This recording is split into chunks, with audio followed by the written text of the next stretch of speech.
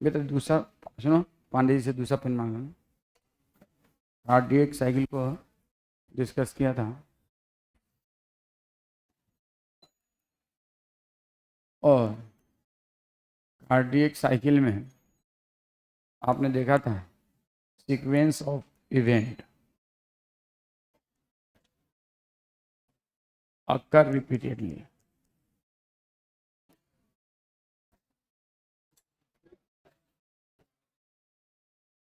in 1 minute. Normally, how much cardiac cycle? 72. Cardiac cycle.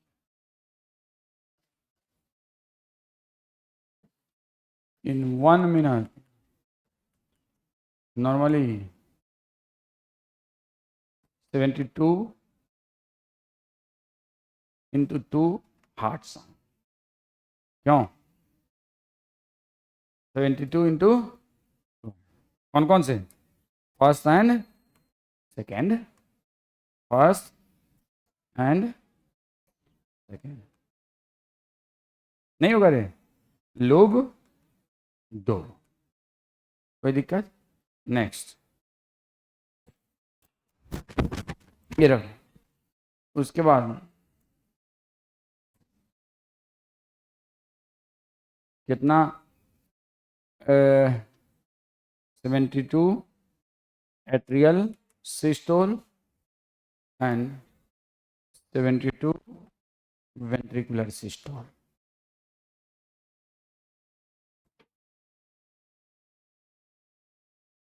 (72 heartbeat in 1 minute. 72 ECG form. How much ECG form? 72.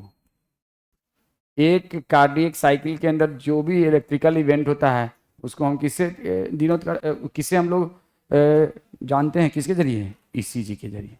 तो एक cardiac cycle में sequence of occur repeatedly in 1 minute. Normally how much cardiac cycle? Normally how much heart sound? 72 atrial systole, 72 ventricular systole, और similarly 72 atrial diastole, 72 ventricular diastole in 2 phases. How many phases? याद है? पहले ventricular diastole, during the atrial diastole, फिर ventricular systole, फिर ventricular diastole. ventricular diastole कितना phase में? 2 phases में होगा कि नहीं होगा? बोलो होगा कि नहीं होगा? बोलो भाई। तो ये बात आप लिख लो। आपको देखो, ये मत सोचो ये नहीं आएगा। अगर ऐसा सोचते हो तो गलत सोचते हो।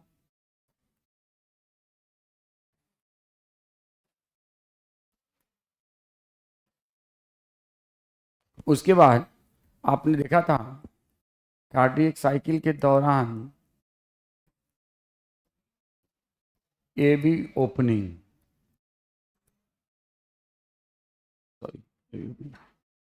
बीबी and TV opening, beginning of joint diastole. लिख लो,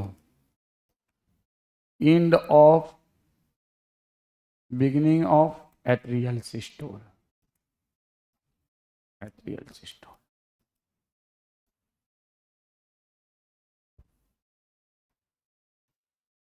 बीबी and TV closure, end of इसकी तो end of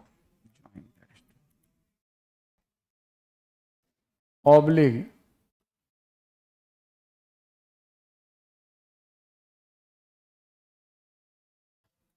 beginning of ventricular systole.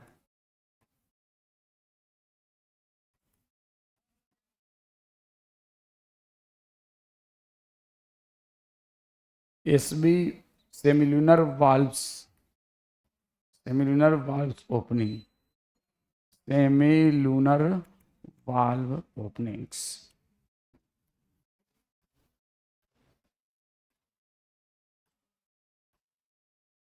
Opening. Semilunar valves opening, beginning of ventricular systole,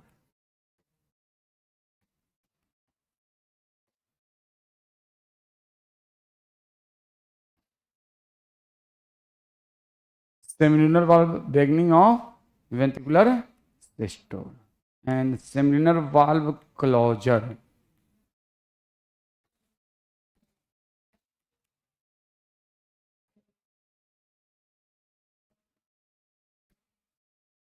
beginning of ventricular diastole या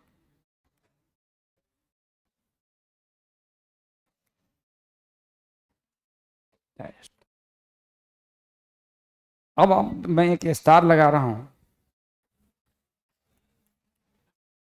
ये दोनों काम क्यों होता है? To prevent the back flow of blood. ये दोनों काम क्या होता है, क्यों होता है? To prevent the back flow of blood. BV और टीवी का क्लोजर वेंट्रिकल से एट्रिया में खून नहीं जाए, इसका क्लोजर एओर्टा से और पल्मोनरी आर्टरी से वेंट्रिकल में खून नहीं जाए, इसीलिए तो होता है ये दोनों काम। तो आपसे मैं यहाँ पे लिखूँ for prevention of back flow of blood, prevention of back flow of blood, back flow of blood. तो जल्दी से इसको पूरे को लिख लो। इतना सिस्टमेटिक तुमको किसी भी गूगल पे, चैट जीपीटी पे देखोगे तब भी नहीं मिलेगा, हाँ ग्रॉक पे देखोगे तो भी नहीं मिलेगा, मैं सच बता रहा हूँ। कंपनी है ना दीपसिक, और ग्रॉक जो है एलन मस्क की कंपनी है, ठीक है।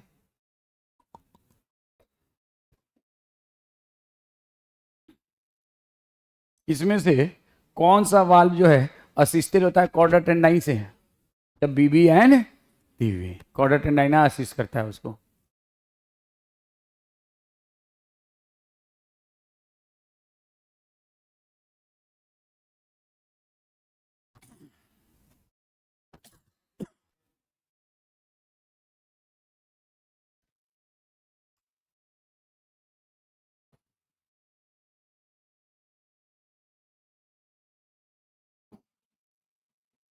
हो गया ये?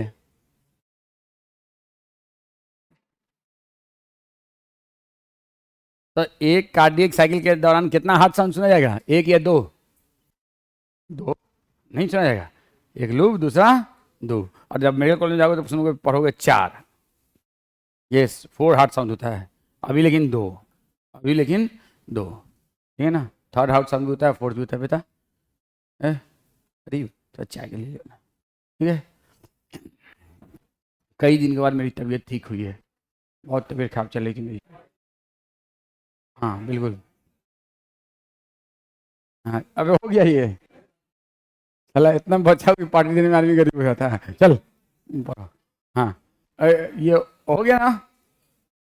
देखो नेक्स्ट बात जो है, अब हम लोग कार्डियक साइकिल में इसके अलावा आपको बाकी वो सब याद रखना है कि स्ट्रोक वॉल्यूम क्या होता है, कार्डियक साइकिल के दौरान स्ट्रोक वॉल्यूम क्या होता है, उसके बाद cardiac stroke volume into heart rate क्या होता है, cardiac output, heart sound can be heard with the help of, ये लिख लिया ना, heart sound can be heard by with the help of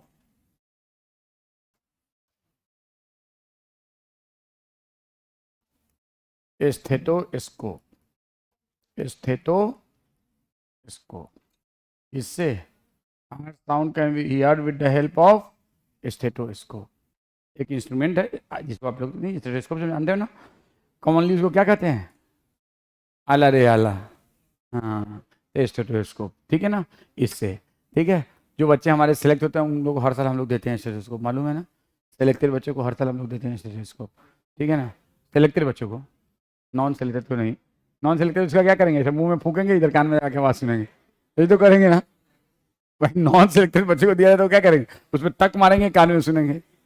जैसे मेरे भाई जब मेडिकल कॉलेज में था वो लेके आते थे स्टेथोस्कोप, उस वक्त मैं छोटा था, तो मैं इनका स्टेथोस्कोप इसमें लगा लिया, उसमें माना तक हल्का सा आवाज़ आ रहा है, बहुत तेज खुश हो जा रहे हैं, हल्का सा मारो इतना तेज आवाज आ रहा है, ठीक है ना। तो वही करेंगे नॉन सेलेक्टेड बच्चे, सेलेक्टेड बच्चे तो इसका इस्तेमाल करेंगे, ठीक है ना। चलो अब हम लोग इसमें कार्डियक साइकिल में बाकी कुछ भी ऐसा नहीं है जो हम लोग को पढ़ने लायक है।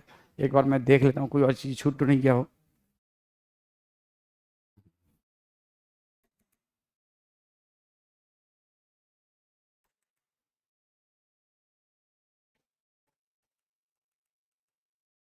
वे खुल गया।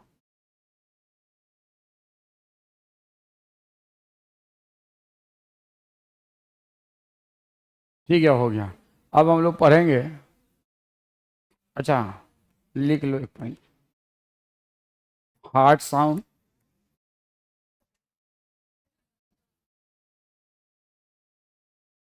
कार्डियक आउटपुट,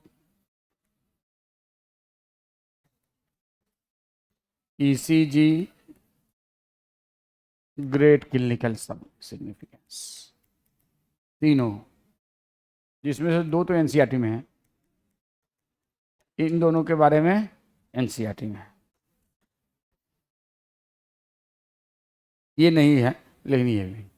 अगर इनमें से, हालांकि डायरेक्टली ये भी है, हार्ट फेल्यूर में क्या देखते हैं, कार्डियक आउटपुट जो देखते हैं, तो इनमें कमी होती है या चेंजेज होता है। जैसे कि जो हार्ट साउंड चेंज होता है, कमी क्या होगी, चेंज होता है। Abnormal heart sound known as murmur murmur murmur. Yes, ये आप लोग एमसीक्यू के बुक में देखे होंगे। Abnormal heart sound known as, ये एनसीईआरटी में नहीं है, नीट में भी आने के चांसेस बहुत कम है, ये एमसीक्यू के ऑलमोस्ट हर बुक में रहता है। Abnormal heart sound known as, described as murmur, अच्छा, ऐसे डिस्क्राइब करते हैं। Abnormal heart sound describe as मरमर।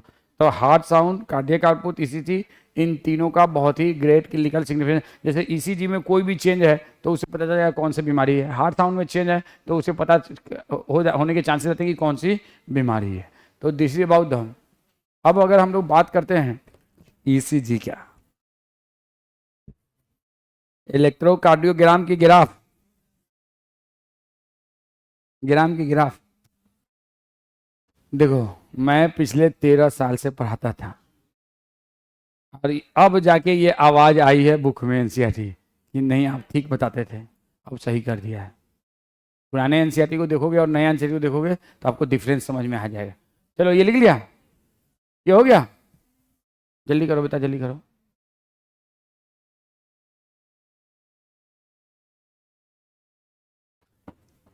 Use of ECG is a part of which biology, system biology, reductionist biology, classical biology. Who will give the answer? Use of ECG is a which component of biology, system biology, reductionist biology, classical biology, कौन सा? आपके book में है reductionist biology भी। मैं 11th 12th में अक्सर पढ़ा दिया करता था, लास्ट ईयर मैंने सिर्फ पार्ट 2 में पढ़ाया था। और पार्ट 2 में जो राजवर्धन सिंह है ना, फैजान से, और एक और क्या नाम था उसका, नाम भूल रहा हूँ, उनसे उनसे आगे निकला because of these two things. Reductionist biology को उसने सही किया, रामदेव मिश्रा को उसने खुल के, जिस दिन सिलेक्शन रिजल्ट आया उसी दिन आया था, सामने बोला सबके सामने कि सर वो दोनों क्वेश्चन मैंने सही कर दिया, आपने क्लास में बताया था दोनों यह था, दोनों सही कर दिया। तो 8 नंबर का उसको सीधे लीड मिल गया। मैक्सिमम बच्चों ने रिडक्शनिस्ट बायोलॉजी नहीं किया। और रामदेव मिश्रा तो कुछ बच्चों ने सही किया, कुछ ने नहीं किया। मतलब रामदेव मिश्रा तो खैर इकोलॉजी में सबने पढ़ा होगा, मैक्सिमम बच्चे कर लेते हैं, लेकिन कई बार बच्चे उसको ध्यान नहीं देते हैं। तो रामदेव बाबा से रामदेव मिश्रा को मैं को रिलेट करता हूँ। Ramdev Baba is the father of yoga and Ramdev Mishra is the father of ecology in India, है ना? एंड व्हाट इज, बताओ है सर, तुम क्या मुंह मेरे लिए, तुम्हारे क्या मुंह छुपाता है रे, क्या मुंह छुपाता है रे, चोरी किया है, ये क्या लगाया हुआ है रे, चल खुल, क्या लगाया रे, क्या लगाया हुआ है, क्या लगाया बताओ, जुकाम हो गया क्या? अच्छा, तो दूसरे को प्रोटेक्ट कर रहा है, ठीक है ना, दूसरे को प्रोटेक्ट कर रहा है, अच्छी बात है। देखो, हाँ बताओ, use of ECG is a which component of biology, system biology, reductionist biology, classical या ट्रेडिशनल बायोलॉजी या biotechnology? Use of ECG is a component of, चार ऑप्शन है, reductionist biology, system biology, classical biology, biotechnology.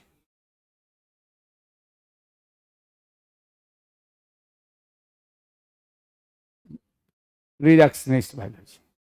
Physico chemical approach, physics और chemistry को जब biology में living being में study करने के लिए इस्तेमाल करते हैं तो उसको कहते हैं रिडक्शनिस्ट बायोलॉजी। फिजिक्स अभी लिखो मत, मैं बता दूंगा, चूंकि ये एकाएक मेरे ध्यान में आ गया है तो मैंने बता दिया है, एकाएक मेरे दिमाग में क्लिक किया है बात। फिजिको केमिकल अप्रोच, जब फिजिक्स और केमिस्ट्री का इस्तेमाल लिविंग बीइंग के स्टडी के लिए करते हैं तो उसको कौन सा बायोलॉजी कहते हैं? Reductionist biology. Physico chemical approach for studying the biology described as reductionist. Physico मतलब फिजिक्स, केमिको मतलब केमिस्ट्री, तो ये है फिजिको के। अब आ जाओ, तो हम लोग पढ़ने जा रहे हैं रिडक्शनिस्ट बायोलॉजी का एक एप्लीकेशन जिनका नाम है ईसीजी, और ईसीजी का फुल फॉर्म है इलेक्ट्रो कार्डियोग्राफ या ग्राम। देखो आप नए वाले एनसीईआरटी में ये खुला हुआ है और इसमें कहीं भी ग्राम लिखा हुआ है। पुराना एनसीईआरटी में देखना यहाँ पे ग्राफ लिखा होगा। पुराना एनसीईआरटी अगर खोलोगे ना, देखो मेरे पास है, तो यहाँ पे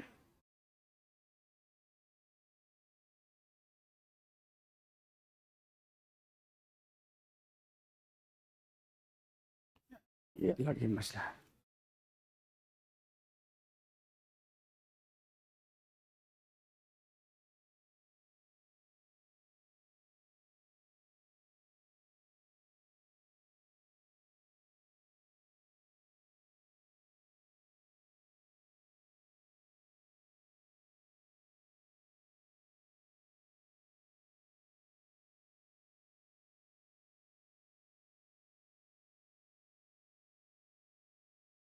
और ये बात मैं पिछले कई जब से पढ़ाना शुरू किया तब से बता रहा हूँ, अब जाके सुधार किया है, अब जाके।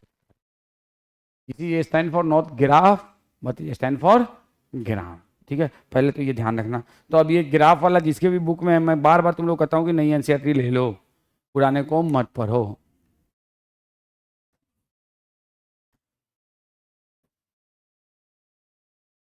ECG described as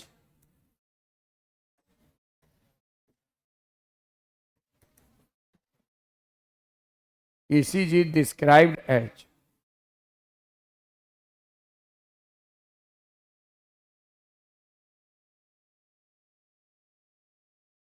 electrical graphical recording of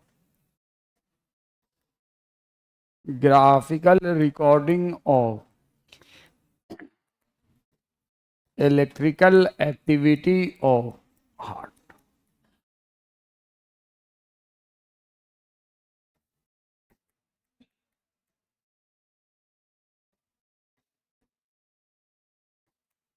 graphical recording of electrical activity of heart. देखो क्या होता है ना, हमारे दिल में,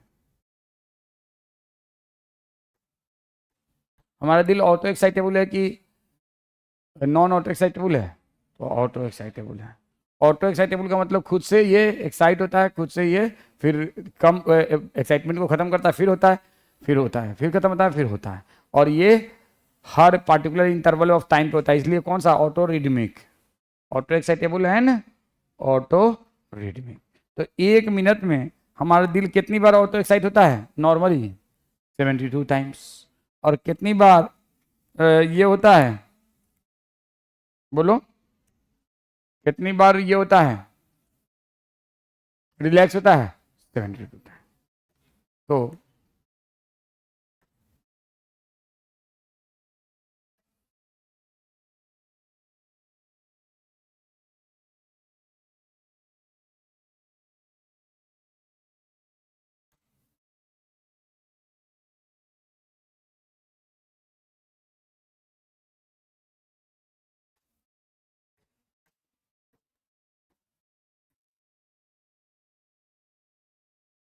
अब देखो यहां पे है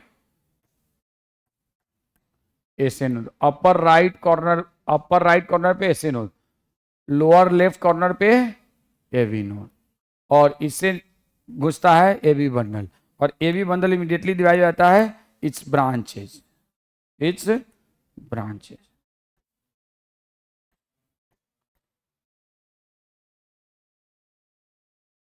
right branch, left,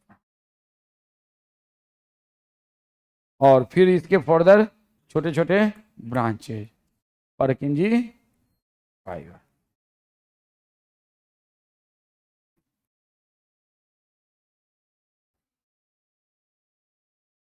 परकिंजी fibre, परकिंजी fibre, ठीक है ना। तो ये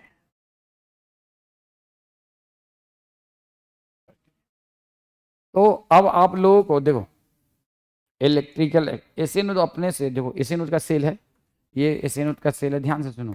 अब ये सेल एक्साइट हुआ, तो एक्साइट होने का मतलब अंदर में ये डिपोलाइज होगा, और अंदर से पॉजिटिव चार्ज और बाहर से नेगेटिव चार्ज, यही तो हुआ ऑटो एक्साइटेबिलिटी। अपने आप 1 मिनट में कितनी बार 72 टाइम ये डिपोलाइज होता है, और 72 टाइम, और एसएनओ और पूरा एट्रियल चेंबर्स के सेल्स हैं सब एक दूसरे से इंटरकनेक्टेड हैं बाई गैप जंक्शन और इंटरकनेक्टेड डिस्क, याद है ना, गैप जंक्शन। और तो जब ये डिपोलाइज होता है एसएनओ पर मिनट, तो 72 टाइम ये भी डिपोलाइज होता है, 72 टाइम पूरा एट्रियल चेंबर रिपोलाइज होता है।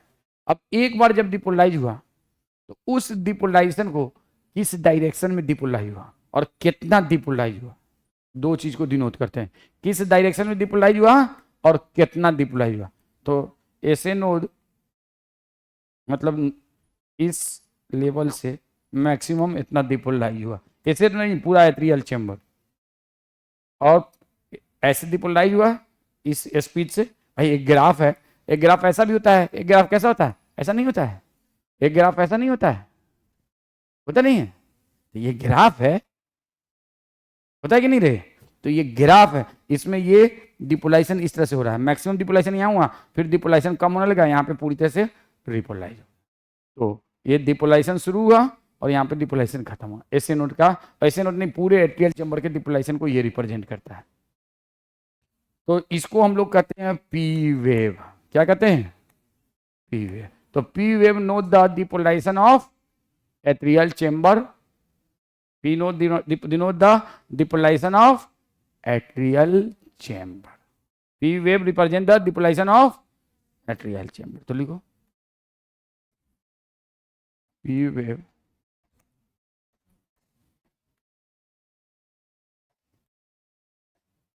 देखो आप ये समझ लो, जितना अगर मान लो आप कार्डियोलॉजिस्ट बनोगे, डीएम कार्डियोलॉजी करने का किसका किसका शौक है इसमें?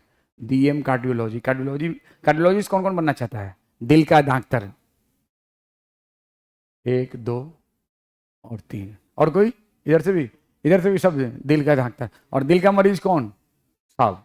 Every third Indian dying in India because of heart attack, every fifth Indian suffering from diabetes mellitus. क्यों? वजह क्या है? स्ट्रेसफुल लाइफ सबसे पहला वजह। हिंदुस्तान में लोग बहुत स्ट्रेस में जीता है, सबको स्ट्रेस है, बहुत स्ट्रेस है। क्यों वजह स्ट्रेस है? हम लोगों ने ऐसा कल्चर डेवलप कर रखा है ना, इतनी जहाँ बेईमानी होगी वहाँ स्ट्रेस होगा, जहाँ ऑनेस्टी होगी वहाँ स्ट्रेस नहीं होगा। तो इंडिया में इतना लोग बेईमान है, सब, मैं भी, तुम भी, सब बेईमान है सच में। और बेईमानी की वजह से यहाँ स्ट्रेस है, सब बेईमान है, कम ज़्यादा सब बेईमान है, और उसी वजह से इतना स्ट्रेस है। और इसीलिए हिंदुस्तान में बहुत ज़्यादा हार्ट का प्रॉब्लम, डायबिटीज़ का प्रॉब्लम बढ़ता जा रहा है तेजी से। अब देखो ये जब एट्रियल चेंबर डिपोलाइज हुआ था, उसके 0.1 सेकेंड तक वो डिपोलाइजेशन इवेंट इधर वेंट्रिकल में आएगा? नहीं आएगा, 0.1 सेकेंड के बाद ही तो आएगा ना। तो कुछ देर तक ये वेट किया, यहाँ तक ये कोई डिपोलाइजेशन किसी का नहीं दिखा रहा है। फिर कुछ टाइम के बाद हमारा वेंट्रिकुलर चेंबर डिपोलाइज होता है, और वेंट्रिकुलर चेंबर जो डिपोलाइज होता है ना, तो हमने क्या कहा, इसमें जो ग्राफ है, अब हमारे पास एक देखो ये ग्राफ है, यहाँ पे 0 है, यहाँ पे प्लस में है, यहाँ पे माइनस में है। तो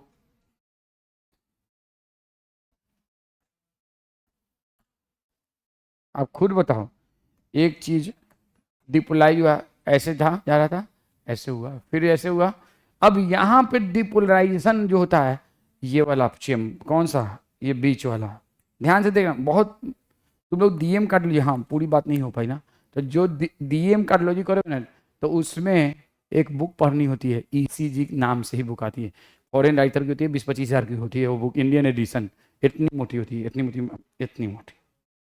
और पूरे बुक में ईसीजी का ही एप्लीकेशन है, जाओगे मेडिकल कॉलेज में तो बुक बैंक में देखोगे वो बुक ईसीजी के नाम से, इतनी मोटी बुक होती है पूरी, इतनी मोटी। अब सोचो ईसीजी का इतनी मोटी बुक पढ़ना है और आपको एक पेज पढ़ना है, तो आपको ईसीजी का E/10 लाख पढ़ना है, E/10 लाख मतलब पूरा ईसीजी अपॉन 10 लाख। तो आपको बहुत बेसिक चीज़ जानना है, इसलिए आप ज़्यादा अननेसरी इसमें समझने की कोशिश नहीं कीजिएगा, जितना जरूरत है उतना मैं बता दे रहा हूँ। अब क्या होता है इस रीजन में, अब ये डिपोलाइजेशन यहाँ से पहले इसमें आएगा कि पहले इसमें आएगा रे, पहले इंटरवेंट्रिकुलर सेप्टम में आएगा या पहले वाल में आएगा? पहले इंटरवेंट्रिकुलर सेप्टम डिपोलाइज होगा या पहले वाल डिपोलाइज होगा? पहले इंटरवेंट्रिकुलर सेप्टम डिपोलाइज होगा कि वाल होगा? ये वाला।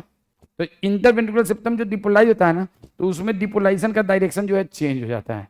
क्या हो जाता है? अब बहुत क्विकली थोड़ी देर के लिए होता है, बहुत क्विकली और थोड़ी देर के लिए होता है। तो यहाँ पे ये इंटरवेंट्रिकुलर सेप्टम का डिपोलाइजेशन, इसको कहते हैं क्यू वेव। उसके बाद हमारा आता है वाल, तो दिस इज ये इसमें आता है करंट, इसमें आता है यहाँ तक, यहाँ तक देखो लास्ट वाला छोड़ दिया है, इस रीजन तक, इस रीजन तक ये डिपोलाइज होता है। तो ये डिपोलाइज बहुत रैपिडली होता है और बहुत ज़्यादा होता है, तो इसके डिपोलाइजेशन को हम लोग कहते हैं आर वेव। कौन सा वेव? R wave. और फिर बहुत क्विकली बहुत ज़्यादा डिपोलाइज होता है, फिर वापस नीचे आने लगता है, फिर उसके बाद ये वाला रीजन डिपोलाइज होता है। और इस रीजन के डिपोलाइजेशन के लिए टर्म क्या इस्तेमाल होता है? S wave. S wave. तो ये पूरा वेंट्रिकल का ही तो पार्ट है ना, क्यू आर एस। तो हम कहते हैं कि Q R S complex, Q R S complex represent depolarization of ventricle, Q R S complex represent depolarization of ventricle. तो आपके बुक में इंडिविजुअली नहीं लिखा है, मैंने थोड़ा सा बता दिया है, Q R S complex wave नहीं कहेंगे, combination of wave is complex, combination of atom is compound या complex, combination of protein and non protein complex protein. तो कॉम्प्लेक्स मतलब कॉम्बिनेशन। तो यहाँ पे क्यू आर एस वेव नहीं कहेंगे, इसको क्या कहेंगे? Complex. Individually Q wave, R wave, S wave. अब ये किसको रिप्रेजेंट करता है? Ventricular depolarization. अब आप बताओ एट्रिया जब डिपोलाइज हुआ उस टाइम पे वेंट्रिकल डिपोलाइज हुआ? नहीं, उसके 0.1 सेकेंड के बाद। अब वेंट्रिकल जिस टाइम पे डिपोलाइज हो रहा है उस टाइम पे एट्रिया क्या हो रहा है? एट्रिया क्या है? रिपोलराइज, एट्रिया रिपोलराइज हो रहा है। तो एक पॉइंट लिखो, प्यू वे ये एट्रियल डिपोलराइजेशन को इंसाइड विथ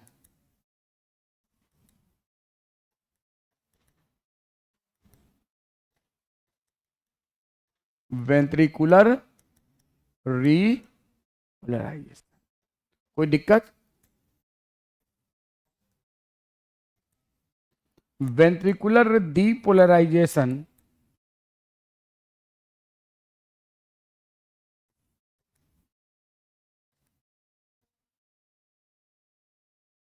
को इंसाइड विथ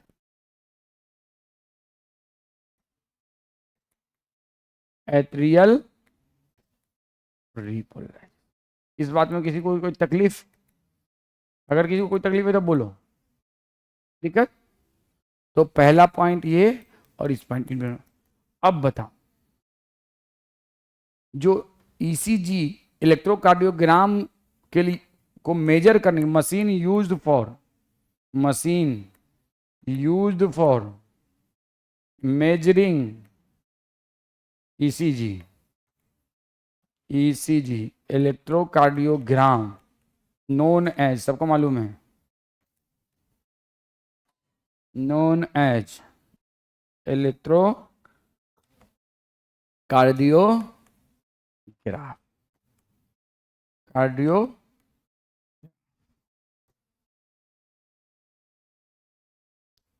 इलेक्ट्रोकार्डियोग्राफ। अब इस मशीन में, अरे भाई मेजर करने के लिए एक ही तो टिप है भाई, हर कुछ किसी चीज को मेजर करने के लिए कुछ टिप होगा कि नहीं, तो इस मशीन में एक ही टिप है। अब एक साथ दो काम हो रहा है, एक काम हो रहा है डिपोलाइजेशन, एक काम हो रहा है रिपोलाइजेशन। व्हेन टू देखो डीप एट्रियल डिपोलाइजेशन का जो इवेंट है, दो काम हो रहा है, इधर भी गाना बज रहा है, उधर भी गाना बज रहा है, इधर तेज आवाज में गाना बज रहा है, उधर धीरे आवाज में गाना बज, तो कौन सा गाना सुनाई देगा? तेज आवाज, कौन सा गाना सुनाई देगा? तेज आवाज में। ये वैसे ही हमारे दिल में इस साइड में भी कुछ हो रहा है, इधर भी कुछ हो रहा है, इधर जो है ना ज्यादा रैपिड हो रहा है और इधर कम रैपिड। जब एट्रियल डिपोलाइज होता है उस वक्त वेंट्रिकल डिपोलाइज होता है, और डिपोलाइजेशन इवेंट इज मच पावरफुल, तो एट्रियल डिपोलाइजेशन को डिनोट कर लिया जाता है। तो उस टाइम पे वेंट्रिकुलर डिपोलाइजेशन को मेजर हम नहीं करते हैं। जब जिस टाइम पे एट्रियल डिपोलाइज हो रहा है उस टाइम पे वेंट्रिकल डिपोलाइज हो रहा है, लेकिन उसको हम मेजर नहीं कर पाते हैं। अब देखो जिस टाइम पे वेंट्रिकल डिपोलाइज हो रहा है उस टाइम पे एट्रियल डिपोलाइज हो रहा है, और वेंट्रिकुलर डिपोलाइजेशन का event much powerful in compare to atrial. तो हम उस टाइम पे किसको मेजर करेंगे? वेंट्रिकुलर। तो हमने एट्रियल डिपोलाइजेशन को मेजर किया, किसको मेजर किया? एट्रियल डिपोलाइजेशन को। उसके बाद किसको मेजर किया? वेंट्रिकुलर डिपोलाइजेशन को, वेंट्रिकुलर डिपोलाइजेशन को। उसके बाद क्या मेजर करेंगे?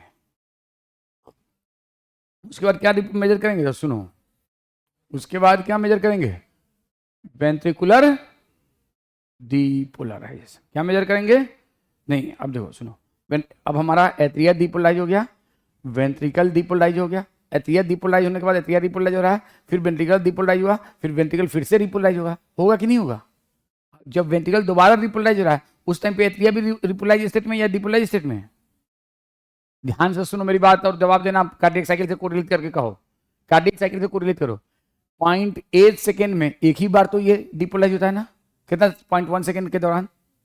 उसके बाद ये डिपोलाइज हुआ। अब ये जब डिपोलाइज हुआ उससे पहले ये डिपोलाइज स्टेट में था 0.1 सेकेंड के लिए, फिर अगले 0.3 सेकेंड के लिए किसमें था? डिपोलाइज स्टेट में, फिर ये रिपोलाइज हो रहा है। उस टाइम पे हमारा एट्रिया भी रिपोलाइज में है या किसमें है? अब दो रिपोलाइजेशन इवेंट एक साथ हो रहा है, दो रिपोलाइजेशन इवेंट एक साथ, और एक पावरफुल रिपोलाइजेशन इवेंट है, एक लेस पावरफुल। तो पावरफुल रिपोलाइजेशन इवेंट किसका होता है? वेंट्रिकल का। और लेस पावरफुल रिपोलाइजेशन इवेंट किसका होता है? एट्रियल। तो हम किसको मेजर कर पाएंगे? वेंट्रिकुलर रिपोलाइजेशन को या एट्रियल को? वेंट्रिकुलर। तो अब नेक्स्ट वेव जो होगा वो किसके लिए होगा? वेंट्रिकुलर रिपोलराइजेशन, और ये होगा वेंट्रिकुलर रिपोलराइजेशन, और ये यहां तक रिपोलाइज स्टेट में है। कहां तक? यहां तक ये रिपोलाइज स्टेट में है। कौन से स्टेट में है? Repolarise state.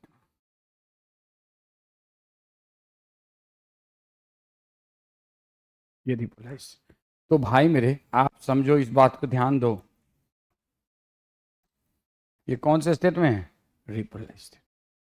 तो ये क्या रिप्रेजेंट कर रहा है? P wave, atrial depolarization, QRS complex, ventricular depolarization, and इसको हम क्या नाम देते हैं? T wave. और टी वेव क्या रिप्रेजेंट करता है? Ventricular repol. इस ये जो इलेक्ट्रोकार्डियोग्राम है, इसको एक साइंटिस्ट है जिन यहूदी थे, वो एंटोवेन यहूदी थे, वर्ड में जानबूझ के बोलता हूँ। सब कुछ जो डिस्कवर किया है ना साइंटिफिक में, उसमें 40 to 50% discovery done by juice. बहुत मेहनत करता है वो लोग, बहुत। कैन से नहीं बचता है वो लोग, ठीक है ना। ईसीजी को भी सबसे पहले जो क्लासिकल ईसीजी जिसने डिस्कवर किया था उनका नाम था मिंटर Einthoven, and he made that machine. तो first of all ECG made by अज्यू। अब इसमें प्लीज क्लासिकल ईसीजी में हम लोग क्या क्या मेजर करते हैं? Atrial depolarization, ventricular depolarization and ventricular repolarization. Atrial depolarization को मेजर नहीं करते हैं, वजह समझ में आ गया? एट्रियल पूछा जाता है क्वेश्चन कि why not ventricular atrial repolarization measured by, why not question आता है नीट में। Atrial repolarization measured by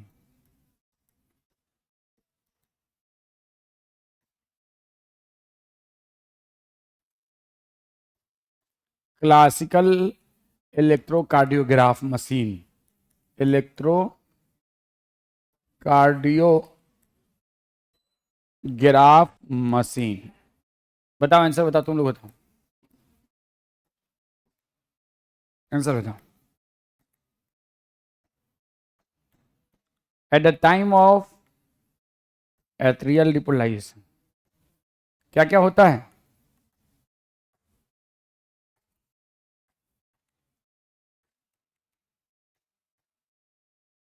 ventricular depolarisation होता है कि नहीं? तो होता है कि नहीं? और दूसरा वेंट्रिकुलर रीपोलराइजेशन, दोनों होता है। और दोनों इवेंट मोर पावरफुल है, दोनों इवेंट मोर पावरफुल है। तो पावरफुल चीजों को रिकॉग्नाइज किया जाएगा, लेस पावरफुल को। This is the answer. दोनों होता है, नहीं होता है? दोनों दोनों होता है। पहले वेंट्रिकुलर डिपोलाइजेशन, जब एट्रियल डिपोलाइजेशन शुरू में 0.3 सेकंड तक वेंट्रिकुलर डिपोलाइजेशन, उसके बाद 0.4 सेकंड तक वेंट्रिकुलर। और ये दोनों जो है ना मोर स्ट्रॉन्गर स्ट्रॉन्गर। अब आप इमेजिन कर लो, ज़्यादा अंदर में मत घुसो। और less stronger.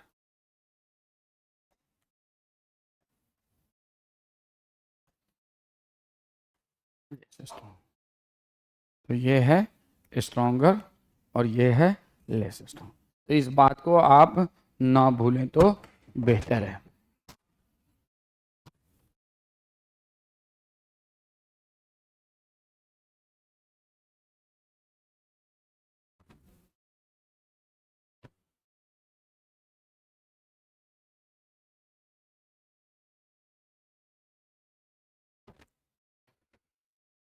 Less stronger stronger, ठीक है। अब हम लोग बात करेंगे नेक्स्ट। देखो, अगर कोई भी मसल सेल, ध्यान से हार्ट को छोड़ दो, कोई भी मसल सेल अगर डिपोलाइज नहीं हुआ तो क्या कॉन्ट्रैक्ट होगा? डिपोलाइज का मतलब एक्साइट नहीं हुआ तो क्या कॉन्ट्रैक्ट होगा? तो अगर हम कहें तो एट्रियल डिपोलाइजेशन का मतलब कौन सा वेव हुआ? P wave. Atrial depolarization equal to P wave. तो आपके एनसीईआरटी में एक लाइन है, atrial depolarization led to atrial systole. लिखो, है आपके एनसीईआरटी में, लिखो atrial depolarization led to atrial systole.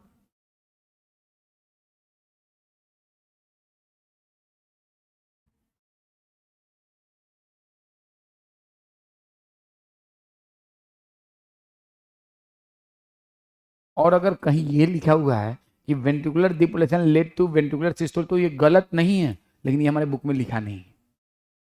हमारे बुक में ये बात नहीं लिखा है। अगर कहीं पे ये लिखा रहे, लिख लो इसके नीचे ventricular depolarization led to ventricular systole, तो ये गलत बिल्कुल भी नहीं है, लेकिन ये बात हमारे बुक में नहीं लिखा है।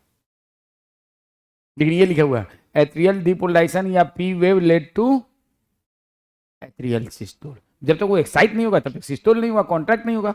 तो एट्रियल डिपोलाइजेशन या पी वेव लेड टू क्या? Atrial systole.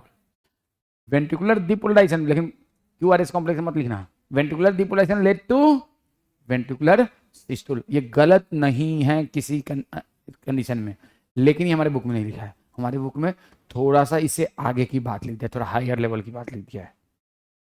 क्या लिखा है हमारे बुक में? ये बताओ, क्यू वेव इंडिविजुअली किसके डिपोलाइजेशन को रिप्रेजेंट कर रहा है? Inter ventricular septum. ये बताओ, इंटर वेंट्रिकुलर सेप्टम अगर कॉन्ट्रैक्ट भी होगा तो तुमको बाहर से दिखेगा? बाहर से दिखेगा? कब दिखेगा? जब उसका वाल कॉन्ट्रैक्ट होगा तभी तो दिखेगा ना। अब मान लो ये एक रूम है, उसमें बीच में एक पार्टीशन है, ये पार्टीशन कॉन्ट्रैक्ट हो रहा है, बाहर वाला रूम है, तो कॉन्ट्रैक्शन दिखेगा? क्यू वेव के इंड पे क्या होता है? जब ये क्यू वेव इंड हुआ मतलब इसमें डिपोलाइजेशन हुआ, तो जैसे आर वेव शुरू हुआ, आर वेव रिप्रेजेंट द वाल डिपोलाइजेशन। जैसे क्यू वेव का इंड होता है ना, ये वाला पॉइंट, इस वक्त में क्यू वेव के इंड पे, यहां पे क्यू वेव के इंड पे वेंट्रिकुलर सिस्टोल स्टार्टेड, मतलब दिखने लगता है, थोड़ा सा कॉन्ट्रैक्शन शुरू हुआ। तो ventricular systole started at the end of Q wave. लिखो ये बात आपके बुक में, ventricular systole started at the end of Q wave. ventricular systole started at the end of Q wave. Started at the end of which wave? Q wave. और उसका ये contract हो जाएगा, कॉन्ट्रैक्ट होते होते वेंट्रिकल यहाँ तक पहुँच गया, यहाँ तक पहुँच गया, यहाँ तक पहुँच गया, कॉन्ट्रैक्ट होते होते। This is the contracted state, this is the contracted. अब जब वेंट्रिकल रिपोलराइज हो जाएगा कंप्लीटली, तो ये फिर वापस यहाँ तक पहुँचेगा, वापस यहाँ तक पहुँचेगा। तो कंप्लीटली रिपोलराइज कब होगा? Eight the end of T wave. Completely यहाँ पे रिपोलाइजेशन शुरू हुआ, खत्म कहाँ पे होगा? तो वेंट्रिकल देखो यहाँ तक आया तो ये अभी भी तो पार्शियली कॉन्ट्रैक्टेड है ना, यहाँ तक आया तो अभी भी तो पार्शियली कॉन्ट्रैक्टेड है, यहाँ तक आया तो पूरी तरह से रिलैक्स हो गया। तो इसीलिए हमारे बुक में लिखा है ventricular systole end at the end of T wave. जब पूरी तरह से रिपोलाइज हो चुका है, उसके बावजूद भी यहाँ से यहाँ आने में कुछ टाइम लगेगा, तो ये रिपोलाइजेशन का स्टार्टिंग है एट द एंड ऑफ रिपोलाइजेशन।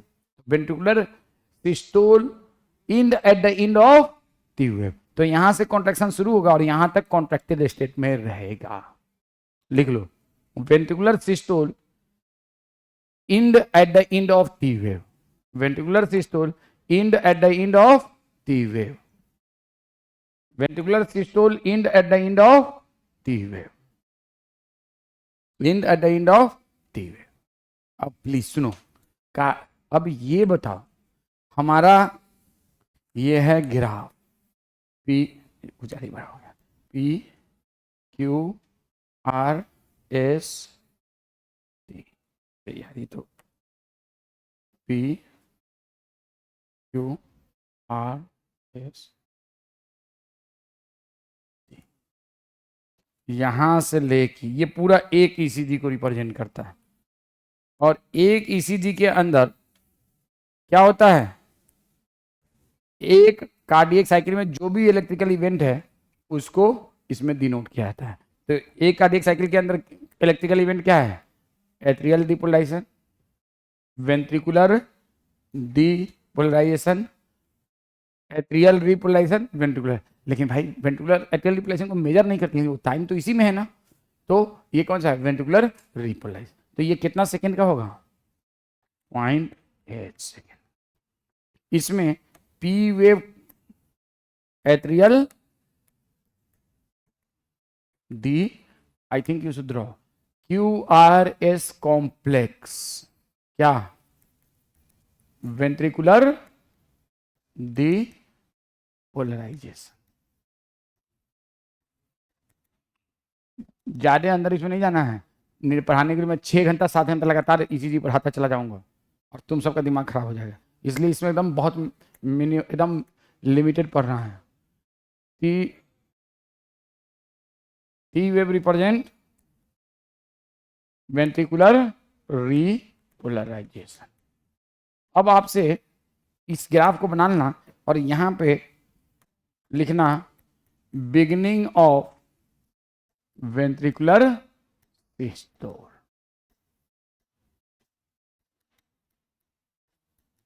और ये इलेक्ट्रोकार्डियोग्राम कौन से मशीन से डिनोट किया गया है? Classical machine. End of ventricular systole. अब आप लोग बताओ, इस बीच में जो टाइम होगा वो कितना टाइम होगा? यहां से लेके यहां तक 0.3 second. Ventricular systole for how much? 0.3। बाकी का टाइम होगा 0.5 सेकेंड। टोटल टाइम है 0.8 सेकेंड। इस टाइम को आपको मुझे लगता है कि शायद पूछ दिया जाए, वेंट्रिकुलर सिस्टोल कितने देर के लिए रहता है? 0.3 सेकेंड। उसके बाद वो पूरी तरह से रिलैक्स हो जाता है। तो ये 0.3 second. P wave led to atrial systole. तो एट्रियल सिस्टोल की शुरुआत यहाँ से होती है, यहाँ से होती है। खैर वो सब आपको नहीं जानना है, लेकिन ये मैं बता दे रहा हूँ वैसे।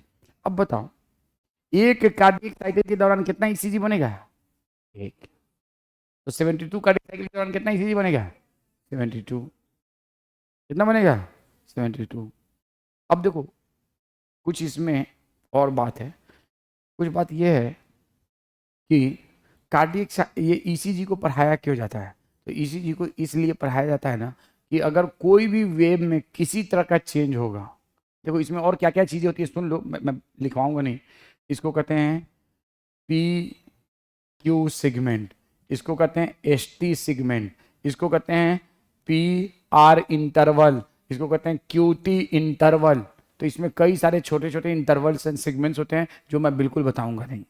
मतलब इसको, जैसे इसको कहते हैं पी क्यू सिगमेंट, इसको कहते हैं पी आर इंटरवल, अभी मैं हटा दूंगा लिखना मत, इसको कहते हैं एस टी सिगमेंट, और इसको कहते हैं क्यू टी इंटरवल। तो ये सब अलग अलग, इनमें टाइम को हम लोग देखते हैं। किसको देखते हैं? टाइम को देखते हैं। अब हम लोग जब ईसीजी, जब हम लोग नहीं मतलब जो कार्डियोलॉजिस्ट हैं वो लोग जब ईसीजी देखते हैं ना, तो इसमें हर चीज़ को देखते हैं। वो इस वेव को देखेंगे, इस वेव को देखेंगे, इस वेव को देखेंगे, डिफरेंट टाइम इंटरवल को देखेंगे, सिगमेंट को देखेंगे, हर चीज़ को देखता है। और उनमें देखता है कि किसी में कहीं देखेगा कि ये उठा हुआ है, कहीं देखेगा ये नीचे हुआ है, कहीं पे टी वेव रिवर्सल है, कहीं पे क्यू आर वेव छोटा है, कहीं पे आर वेव बहुत बड़ा हो गया है, कहीं पे क्यू वेव है ही नहीं, कहीं पे एस वेव बहुत डीप हो गया है, कहीं पे पी वेव एकदम फ्लैटन हो गया, कहीं पे पी वेव रिवर्स हो गया है। इन सारी चीज़ों को देख देख के उनको पता चलता है कि उनके पेशेंट के दिल में कौन सी बीमारी। स्पेसिफिक चेंज इन ईसीजी लिखो, specific change in electrocardiogram, change in electrocardiogram describe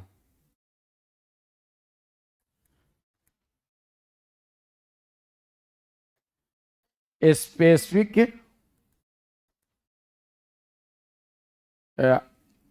heart disorder.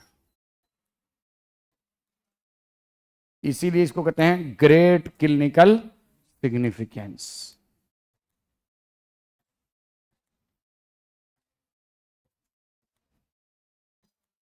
क्या कहते हैं? Great clinical significance. अब सुनो मेरी बात को ध्यान से, ग्रेट क्लिनिकल सिग्निफिकेंस। अब आप मेरी बात को बहुत ध्यान से सुनना, चाहे पी वेव हो, चाहे क्यू आर एस कॉम्प्लेक्स हो, चाहे टी वेव हो, ये सारे डिफरेंट वेव्स हैं और ये अलग अलग चीज़ों को हमें दिखाते हैं। उन सबसे हमको अलग अलग हार्ट प्रॉब्लम के बारे में पता चलेगा, कौन सा किस्म होता है, ये सब नहीं हम लोग को जानना। अब कुछ बात और हम लोग बुक में दिया है, ये बताओ इस ग्राफ को जिसने रिकॉर्ड किया था उनका नाम था एंथोवेन। ये आपसे नहीं पूछा जाएगा। उन्होंने रिकॉर्डिंग करने के लिए क्या किया था? तो एक इंसान को लिया था, एक इंसान को लिया, यह है एक इंसान, और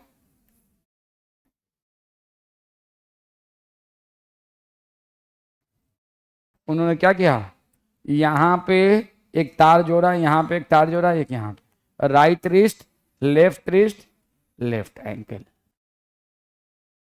तार जोड़ा, और उस तार का नाम क्या होता है? इलेक्ट्रोड या लीड।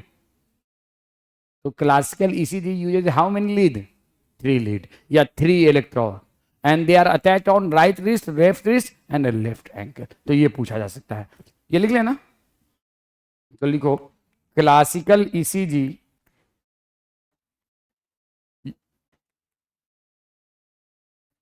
uses 3 electrodes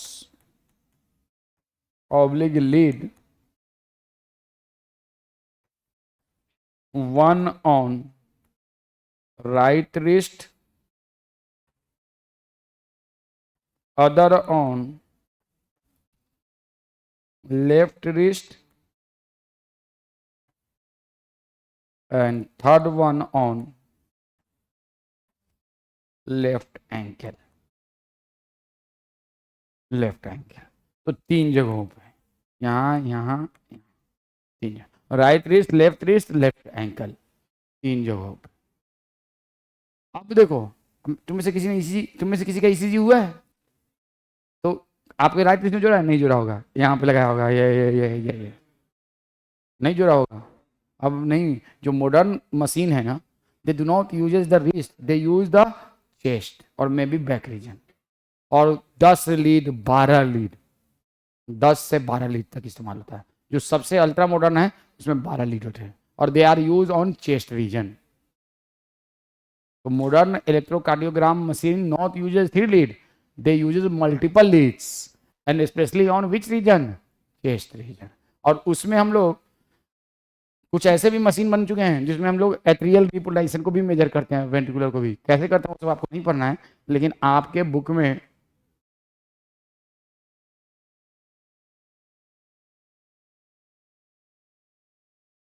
वही बात है। और वो हमने क्या कहा, एट्रियल रिपोर्टाइजेशन को भी वो मेजर करता है। For a detail evaluation of the heart function multiple leads are attach to the chest region. समझ में आया? तो अब जो है ना, क्लासिकल वाले को इस्तेमाल नहीं किया था, लेकिन बेसिस वही है। जब एरोप्लेन बनाया था राइट ब्रदर्स ने, लकड़ी से बनाया था, कितना किलोमीटर पता नहीं कितना, 3 मिनट तक फ्लाइट किया था, फिर जमीन पे आ गया। अब ऐसे एरोप्लेन बन गए जो लगातार 16-16 घंटा फ्लाइट कर सकता है, लेकिन बेसिस वही है राइट ब्रदर का, वही। तो आइंथोबेन ने जो ईसीजी बनाया था वही बेसिस है, लेकिन अब कौन सा ईसीजी यूज होता है जिसमें बहुत सारे लीड होते हैं और यहाँ यहाँ यहाँ यहाँ लगाया जाए। तो आ जाओ लिखो, modern electrocardiograph, modern electrocardiograph give detailed evaluation of heart, detailed evaluation of heart and uses multiple leads, uses multiple leads, uses what, multiple leads। आप सुनो, these leads attached to the chest region, ankle tankle नहीं, wrist fist नहीं, chest region, chest region.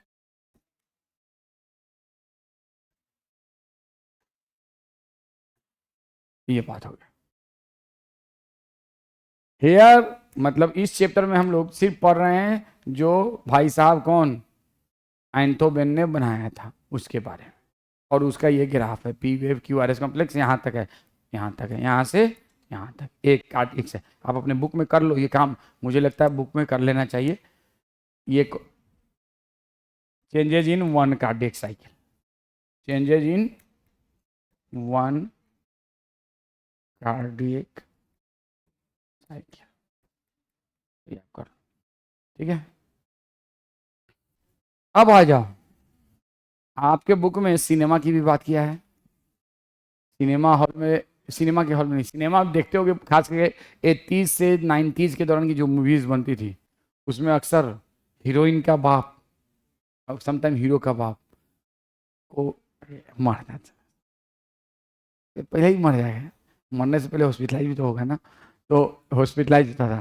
तो heroine hero सब operation theatre के बाहर बैठा हुआ है, एक स्क्रीन चल रहा है, उस पर पिप पिप पिप पिप ऐसे ऐसे चल रहा है, पिप पिप पिप पिप चल रहा है, जैसे वो होता है पी, सब हीरो हीरोइन गले मिलकर रोने लगता है क्योंकि पेशेंट हो गया है तीन।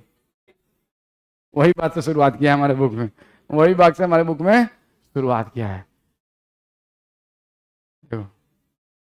A patient is hooked to a monitoring machine, electrocardiograph, that show voltage traces on a screen and make the sound pip pip pip ping as the patient ती। और जब पेशेंट ती होता है इसका मतलब क्या हुआ, उसके दिल की धड़कन बंद हो गई, उसके हार्ट की कार्डियक एक्टिविटी खत्म हो गई। और जब कार्डियक एक्टिविटी खत्म हो जाती है उस कंडीशन को क्या कहते हैं, cardiac arrest. What is cardiac arrest, cardiac arrest क्या होता है, तो stoppage of electrical activity of heart. Cardiac arrest क्या होता है, stoppage of electrical activity of, और जब इलेक्ट्रिक मतलब stoppage of heart beat, cardiac cycle मतलब कि स्टॉपेज ऑफ हार्ट बीट। सब मामला तय अभी नहीं हुआ है। अब देखो बाहर में सब एक दूसरे से गले मिल रहा है, वहां पे डॉक्टर और नर्स गले नहीं मिल रहा है, अंदर में डॉक्टर और नर्स गले नहीं मिल रहा है, वहां पे डॉक्टर और नर्स सीपीआर करता है, फिर से उसको वापस कार्डियक अरेस्ट को रीएक्टिवेट करने की कोशिश करता है। वो गले नहीं मिलता है, नहीं तो फिर और कुछ हो जाएगा। हाँ हाँ हाँ हाँ हाँ हाँ।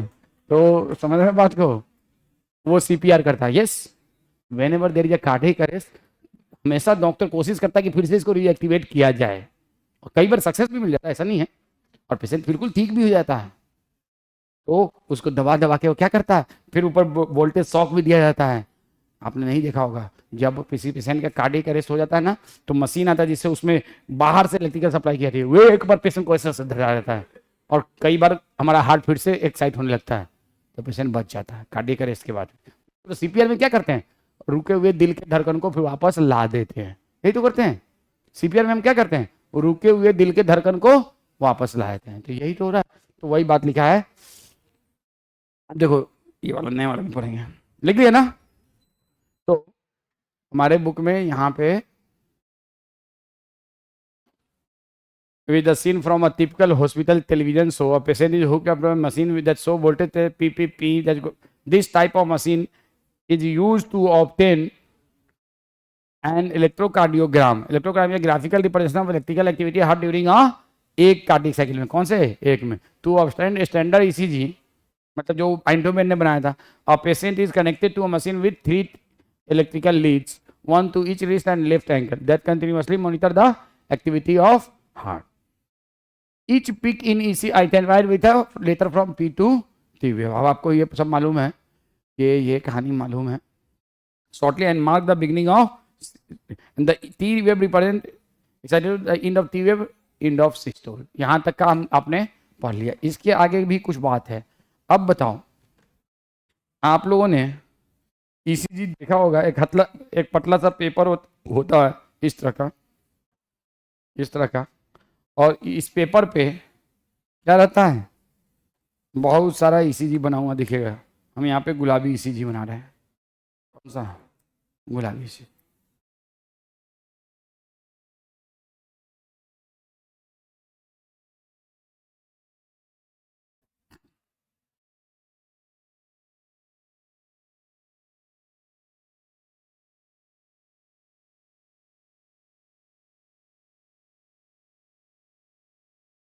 देखो, तो इसमें टोटल कितना ईसीजी बन रहा है, 1 2 और 3।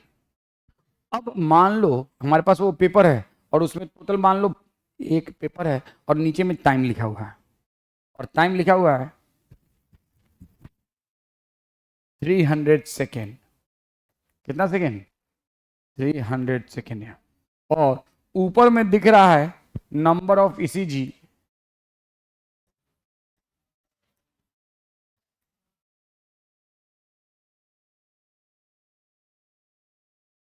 3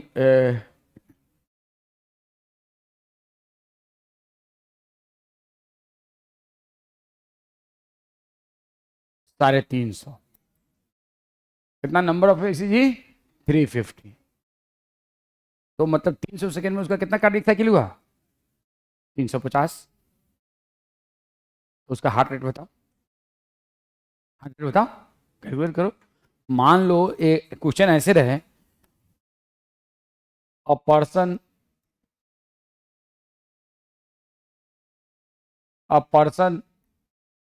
ECG electrocardiogram ECG show 350 ECG in 300 seconds. What is his or her heart rate? अरे भाई मेरे, हार्ट रेट पर मिनट के कंटेक्स्ट में डिस्क्राइब करते हैं कि नहीं, तो इसका सॉल्यूशन क्या होगा, 300 सेकेंड में 350 हार्ट रेट, तो 60 सेकेंड में 350 अपॉन 300, तो कितना आ जाएगा, 60 सेकेंड में कितना,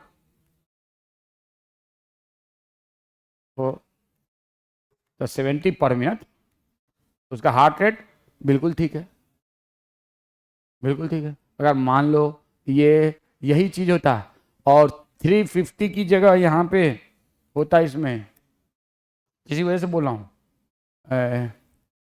250, अब बताओ हार्ट रेट, अब करो, कितना होया था? हार्ट रेट कम हो जाता कि बढ़ जाता? और अगर मान लो यहाँ पे हो जाता 500, तो हार्ट रेट क्या हो जाता? मुझे नहीं मालूम, बताओ। 250 होगा कार्डियक साइकिल, तो हार्ट रेट कितना हो रहा है? पक्का? और 500 होगा तो 100।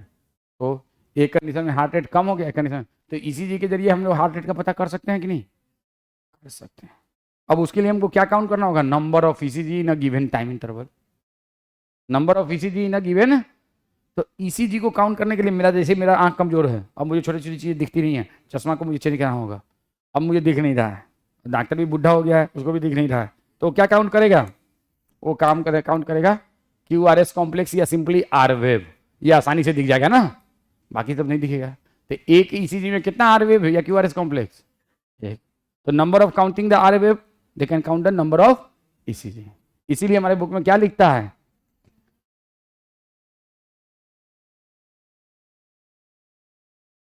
by counting the number of QRS that occur in a given time period, one can determine the heartbeat of या हार्ट रेट ऑफ। समझ में आ गया? समझ में आया कि नहीं आया? अरे आया। तो आप पूरे ईसीजी को काउंट करो, खाली आर वेव को काउंट करो, या क्यू आर एस कॉम्प्लेक्स। तो बेहतर ये होता है कि मोस्टली लोग खाली आर वेव काउंट कर लेता है, पूरे क्यू आर एस कॉम्प्लेक्स को भी काउंट करने की जरूरत नहीं है। आप पूरा क्यू आर एस कॉम्प्लेक्स कर लो, पूरा ईसीजी काउंट करो, कुछ भी। By counting the number of P wave, तब भी वही होगा। By counting the number of T wave, तब भी वही होगा। आपकी सब एक ही तो होता है ना, एक हार्ट एक साथ में। One can count the, one can tell about the heart rate. अब हार्ट रेट बढ़ा हुआ होता है ना, जरूरत से ज्यादा, तो उसको क्या कहते हैं? बताया था ना, बताया था ना। और जब कम हो जाता है, ब्रेडिकार्डिया। अब बताओ, तो हमारे क्लास में अभी 120 बच्चे हैं और सबका ईसीजी अभी किया गया, और एक ही मशीन से किया गया, और सबका दिल एकदम बढ़िया है, किसी ने किसी को दिल नहीं दिया है। हाँ, दिल दे दिया मैंने, दिल तुझको दिया मैंने, दिल तुझसे लिया तो अलग बात है, और लेन देन वाला मामला है तो अलग है। अगर हम ये इमेजिन कर रहे हैं कि सबका दिल एकदम बढ़िया है, चंगा है, सबका दिल अपने पास है, हम सब ने अपने हार्ट का ईसीजी कराया, तो सब, और कौन? एक ही मशीन से, तो सबका ईसीजी कैसा आएगा? ऐसे ही सेम आएगा। सबका ईसीजी कैसा आएगा? सेम आएगा। एक मशीन से सबका ऐसे ही आएगा, चाहे वो 100 किलो का हो चाहे 70 किलो का हो। There is no change in electrocardiogram of different individuals having different weight, different age, they are similar for a given machine, for a given configuration। अब मान लो मेरा किया गया आइंटोवेन वाले से, इसका किया गया साइंटोवेन वाले से, इसका किया गया टाइंटोवेन वाले से।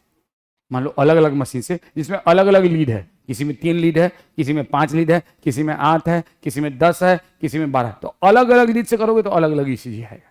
इसीलिए हमारे बुक में ये लाइन लिखा है कि ECG obtained from different have the roughly same shape for a given lead configuration।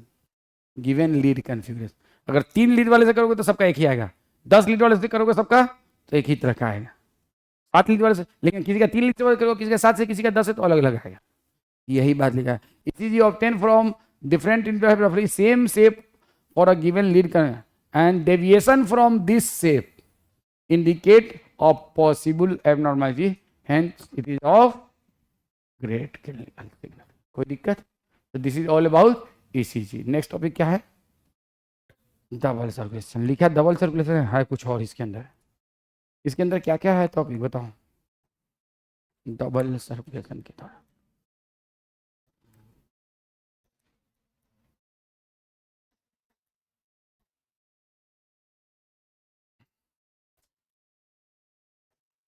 बोलो भाई, डबल सर्कुलेशन के दौरान क्या क्या है? तो इसके दौरान, इसके अंदर देखो, हिस्टोलॉजी ऑफ ब्लड वेसल है। इसके अंदर कौन कौन सी टॉपिक पढ़नी है? Histology of blood vessel. इसके अंदर में क्या पढ़ना है? Portal system. इसके अंदर में क्या पढ़ना है? Coronary circulation. 3 चीजें हैं, एक शायद कुछ और भी है। कुछ और भी है। हाँ, थोड़ा सा इसमें पल्मोनरी एंड, जो कि हमने ऑलरेडी डिस्कस कर रखा है, लेकिन थोड़ा सा बता देंगे। थोड़ा सा इसमें पल्मोनरी एंड सिस्टेमिक सर्कुलेशन की भी बात किया है। पल्मोनरी एंड सिस्टेमिक सर्कुलेशन, ये 4 टॉपिक है।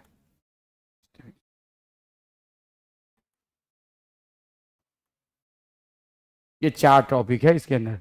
ये जो डायग्राम है ना, ये दिस डायग्राम इज बेसिकली,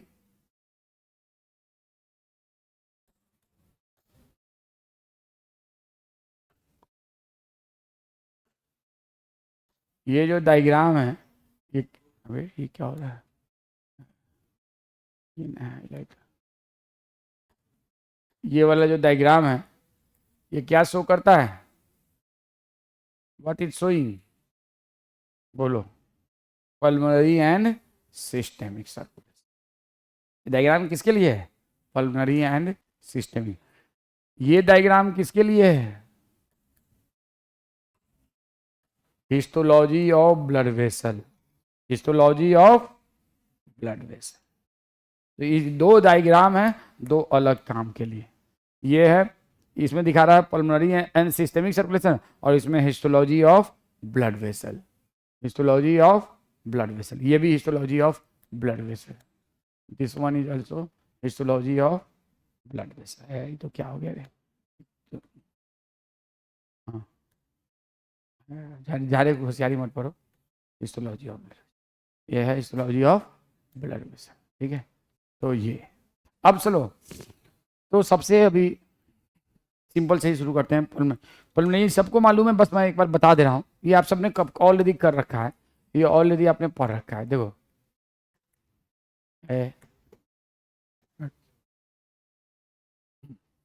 अब बताओ, ये है राइट एट्रियम, राइट वेंट्रिकल, ये है लेफ्ट एट्रियम, लेफ्ट वेंट्रिकल। अब देखो क्या होता है, लेफ्ट एट्रियम में खून आता है, फिर वहां से कहाँ जाता है, लेफ्ट वेंट्रिकल, और लेफ्ट वेंट्रिकल से निकल के ये खून नीचे जाता है, लेफ्ट वेंट्रिकल, और यहाँ से खून निकल के ऐसे, ठीक है। अब ये खून जाके यहाँ से पूरे बॉडी को सप्लाई किया और वापस आ गया, तो ये कौन सा सर्कुलेशन है, ये पूरा वाला सिस्टेमिक सर्कुलेशन। ये कौन सा सर्कुलेशन हो गया, सिस्टेमिक सर्कुलेशन। तो दिस वन इज द, ये तो कुछ जारी गंदा हो गया है, इतना गंदा मत हो। ये कौन सा सर्कुलेशन हो गया, सिस्टेमिक। देखो मैं ब्लू कलर से दिखा देता हूँ,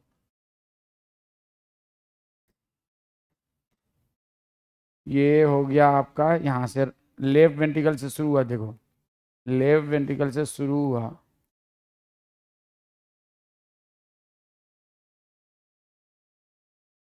और राइट एट्रियम तक, नहीं चलो हाँ आ गया, राइट एट्रियम तक, राइट एट्रियम तक। तो कौन सा सर्कुलेशन, सिस्टेमिक।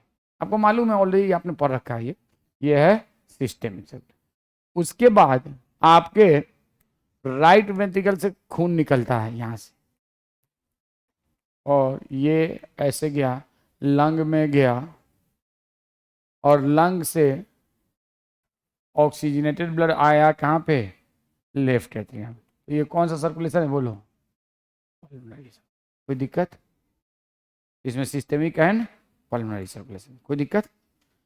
और इस बात को आपको ध्यान, अब इसमें डोर्सल एओर्टा क्यों लिखा था आपको मालूम है, याद है ना, एओर्टा का एक ब्रांच, वो डोर्सल एओर्टा, यहाँ पे ग्रेटर वेन क्यों लिखा है, इंफीरियर वेना कावा के लिए। तो it is a simple representation of systemic and pulmonary. अब नीट में यही क्वेश्चन ये डायग्राम दे रहे, आज तक नहीं आया है, टिल नाउ ये डायग्राम नहीं आया है। और हमेशा याद रखना, कुछ हर साल 2-4 क्वेश्चन ऐसे होते हैं जो आपके बुक के ही रहते हैं, लेकिन अनएक्सप्लोर्ड होते हैं, जिसको जनरली पूछा नहीं गया, यानी कि जो आया है वही उसी में से आएगा, या उसी, ऐसा कोई हार्ड एंड फास्ट रूल नहीं है। तो आपको अगर नीट में यही क्वेश्चन दे रहे और आपको एक तरफ ब्लैक कर दे पूरा यहाँ से यहाँ तक, और एक तरफ व्हाइट छोड़ दे, क्योंकि वहाँ colour and white, colour diagram नहीं रहता, ब्लैक एंड व्हाइट रहता है। अगर इसको ब्लैक कर दे पूरे इसको, तो ये कौन सा सर्कुलेशन है? सिस्टम। और इसको वाइट छोड़ दे, कौन सा है? और याद रखना जिस रूट में लंग है वो कौन सा सर्कुलेशन? जब जो लंग के अलावा है वो सिस्टम है। अब डोर्सल एओर्टा क्यों लिखा है? तो आपको नीट में यही डायग्राम दे देगा। और क्या करेगा? कुछ नहीं। बहुत देखो, हम लोगों को हर बात पे ध्यान देना है।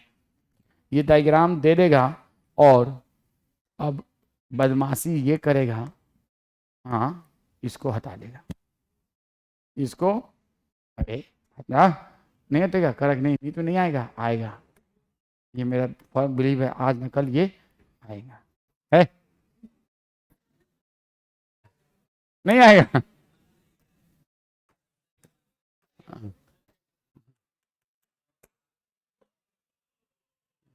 हम्म। ए, काहे जानवर ये चिल्लाता है रे?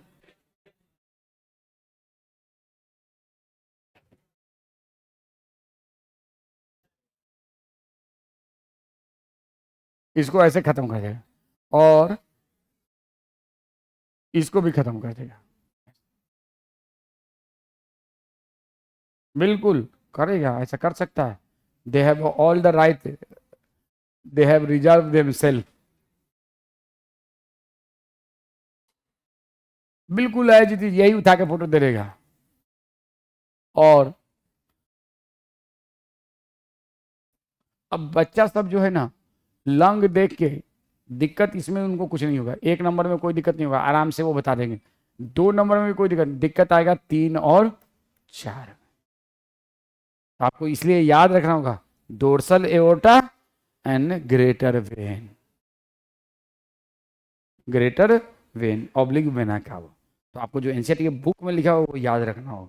नहीं बच्चे इसको याद नहीं रखेंगे, देख लिया ठीक है, ऐसे ऐसे होता है, ये हो गया। लेकिन आपको यही कर देगा। अब यहाँ पे आप एओर्टा लिखोगे या डोर्सल एओर्टा, तो आपको डोर्सल एओर्टा ही लिखना चाहिए, क्योंकि यहाँ पे डोर्सल एओर्टा लिखा है, एओर्टा गलत नहीं है। यहाँ पे सिंपली बेना कावा लिखिएगा, ग्रेट वेन हो ऑप्शन में, तो ग्रेट वेन ही है। बेना कावा नहीं देगा, ग्रेट वेन देगा, ताकि आप कंफ्यूज करो।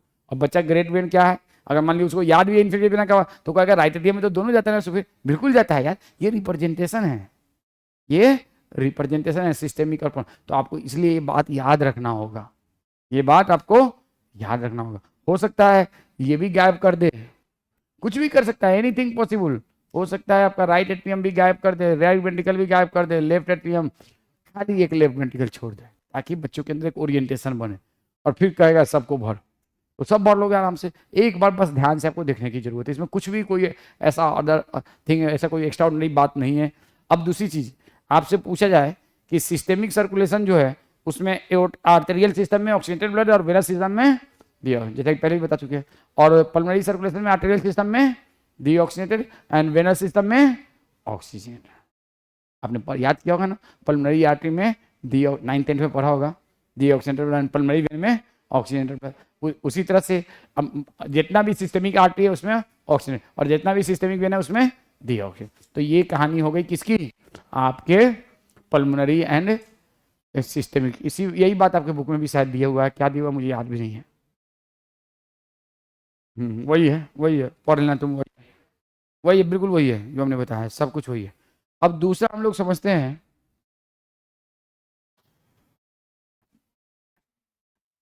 ये समझ लिया। अब दूसरा हम लोग समझेंगे histology of blood vessel, histology of blood vessel.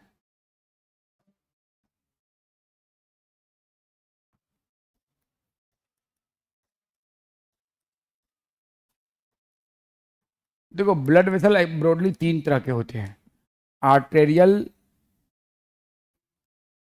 Type, arteries, veins, capillaries.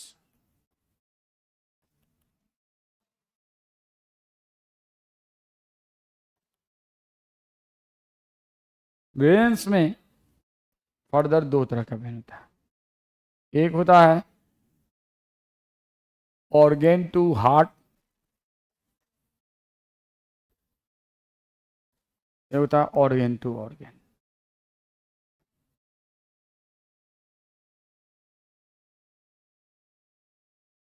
एक होता है ऑर्गेन टू हार्ट और दूसरा होता है ऑर्गेन टू ऑर्गेन। इसको हम लोग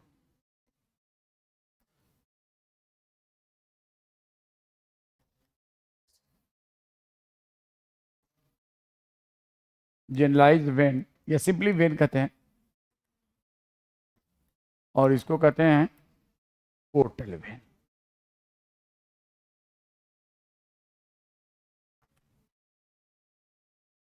ठीक है, अब मैं आपसे पूछूं, what is the basic difference between arteries and veins? What is the basic difference between arteries and when? तो पहले ये जान लो, उसके बाद ही उसमें आराम से समझ में आ जाएगा। आर्टरीज है और दूसरे साइड में वेन्स है, तो क्या बेसिक डिफरेंस होता है, बोलिए भाई। आर्टरीज और वेन्स में क्या बेसिक डिफरेंस है? हाँ बोलो। आर्टरीज और वेन्स में बेसिक डिफरेंस क्या है? तो देखो, पहला डिफरेंस मैं बोल रहा हूँ, क्या डिफरेंस बताओ भाई। चलो खोलो खोलो। ऑर्गेन टू हार्ट, ऐसा वेन जो खून को ऑर्गेन से सीधे हार्ट की तरफ ले जाए बिना किसी दूसरे ऑर्गेन में ले गए, और ऐसा वेन जो एक ऑर्गेन से खून को दूसरे ऑर्गेन में ले जाए, जैसे हाइपोथैलेमस से एडिनो हाइपोफाइसिस में ले जाए, हाइपोथैलेमिक हाइपोफिजियल पोर्टल में। जीआईटी से लीवर में ले जाए, हिपैटिक पोर्टल वेन, और लोअर पार्ट ऑफ फ्रॉग से फ्रॉग के किडनी में ले जाए, रीनल पोर्टल वेन है। फ्रॉग में है रीनल पोर्टल वेन, पढ़ाएंगे। चलो लिखो, लिख लो और पहला डिफरेंस लिखो। तो वेन्स में हम लोग को पोर्टल वेन्स के बारे में पढ़ना है और जनरलाइज वेन के बारे में पढ़ना है, सबकी हिस्टोलॉजी। तो क्या बेसिक डिफरेंस है आर्टरी और वेन में भाई? पहले बताओ, पहला पॉइंट बताओ। तो देखो,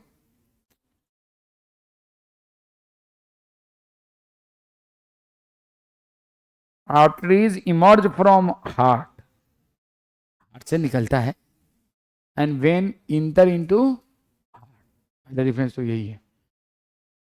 आर्टरीज, या ऐसे मत लिखो, लिखो artery take the blood from heart, arteries take away blood from heart,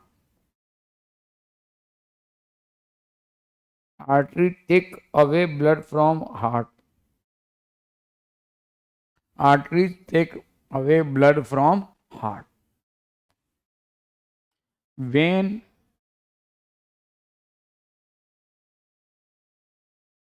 send the blood toward heart. Artery take the blood away from heart and vein send the blood towards the heart or from one organ to another organ. दोनों तरह का vein होता है, heart toward the heart और from one organ to other organ. Vein दोनों तरह के हैं हमारे बॉडी में। वेन हमारी नहीं, जितने भी वर्टिब्रेट हैं उनमें दो तरह के वेन हैं, एक तो ऑर्गन से हार्ट की तरफ या organ to organ. Vein take the blood away from, artery take the blood away from the heart, और vein take the blood towards the heart और from one organ to another, from one organ to other. तो vein के side में लिखना, vein send the blood towards the heart और from one organ to another. ठीक है, दूसरा difference बताओ, लिखो। Arterial wall are more elastic, arterial wall are, ये सबको मालूम है, arterial wall are more elastic and venous walls are less elastic.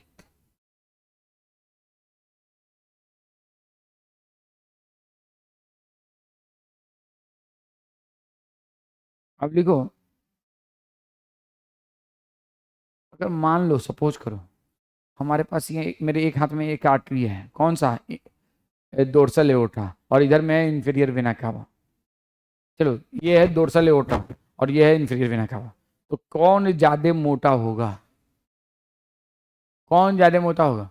इधर है डोर्सल एओर्टा और इधर है इंफीरियर वेना कावा, कौन ज्यादा मोटा होगा? Equal thickness. मतलब मोटा का मतलब, अरे यार मैं हूं, मेरे हवा भर के मुझे इतना मोटा बना दिया गया, मेरे पेट में हवा भर दिया गया, मैं मोहित सर कितना हो गया है। अब मोहित सर में चर्बी है, तो बाहर से देखने में किसकी मोटाई जा रही है? बराबर है, मान लो suppose I am not like this, I am like this and Mohit sir is also like this, तो दोनों बाहर से तो इक्वल ही है ना, इक्वल ही है कि नहीं? लेकिन अंदर में मेरे हॉलो स्पेस ज्यादा है और मोहित सर में हॉलो स्पेस कम है, तो लिख लो कॉरेस्पोंडिंग, चाहिए इसको बाद में लिखना, लिखो क्या लिखवाया था अभी, बोला क्या था अभी पहला वाला इसे, हाँ क्या? अभी क्या लास्ट वाला क्या लिखवाया है? हाँ चलो अब दूसरा लिखो। अब हाँ हमारे हाथ में एक साइड में डोर्सल एओर्टा है, एक साइड में इंफीरियर वेना कावा है, दोनों एक दूसरे के कोरस्पोंडिंग होता है स्ट्रक्चर। दोनों का बाहर से देखोगे तो थिकनेस वही होगा, जैसे मेरे और मोहित सर का बाहर से देखो, मेरे में हवा भरा है, मोहित सर में बहुत कम हवा है, ठीक है ना, बहुत कम हवा है सेम। तो मैं हूं क्या, इंफीरियर वेना कावा, और हवा जिसमें भरा हुआ है वो है इंफीरियर वेना, और जिसमें चर्बी भरा हुआ है वो क्या है, डोर्सल एओर्टा। डोर्सल एओर्टा के अंदर ल्यूमेन में, सुनो, ल्यूमेन में स्पेस बहुत कम होता है, और वेना का इंफीरियर वेना का ल्यूमेन में स्पेस ज्यादा होता है। देखो है बकलोल साहब, है हंसता है कभी कभी, देख है ये क्या है,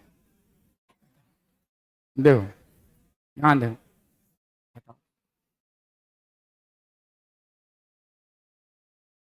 देखो ये क्रॉस सेक्शन किसका है, इनफीरियर, और ये किसका है, बाहर से देखो तो इसका भी, इस ये मान लो 1 सेंटीमीटर है, तो ये भी 1 ही सेंटीमीटर है, लेकिन बीच में हवा किसके जा रही है, हाँ बोलो भाई, हवा किसके जा रही है, नहीं, अच्छा हवा किसके जा रही है बोल रहे, है मोहिसा नहीं है, इसमें बोलो ये क्या चीज है, इधर ये है वेन, वेन में हवा ज्यादा है और आर्टरी में हवा कम, होता ही नहीं है, आर्टरी एकदम ऑलमोस्ट चिपका हुआ है, बहुत कम स्पेस होता है अगर उसमें ब्लड भरा नहीं हुआ है तो, क्यों, और इसमें ज्यादातर तो ल्यूमेन साइज किसका ज्यादा होगा, कोरस्पोंडिंग आर्टरी और वेन में, वेन का, तो लिखो वेन कोरस्पोंडिंग, वेन दो भी दूसरा पॉइंट है, corresponding when have more lumen size, when have wider lumen, corresponding artery have, अच्छा अरे तो इधर कर लो ना, ऐसे, फिर हम दोबारा थोड़ी करें, corresponding तुम लोग अपना सीधा कर लो, हाँ arteries are have less wider lumen। अब देखो प्लीज ध्यान से सुनना, वाल किसका मोटा है रे, मोइसा को मारेंगे ना, मोइसा को भी बता देंगे तो तुम लोग का मार के भूत बना देंगे, हाँ अभी बता देंगे तो अभी मार के तुम लोग का भूत बना देंगे, हाँ देखो ये बताओ, इसकी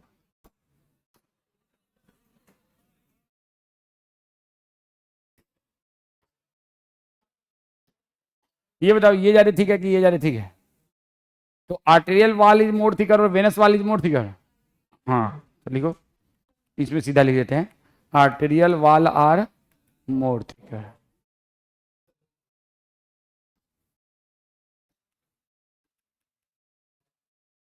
वेनस वाल आर लेस थिकर।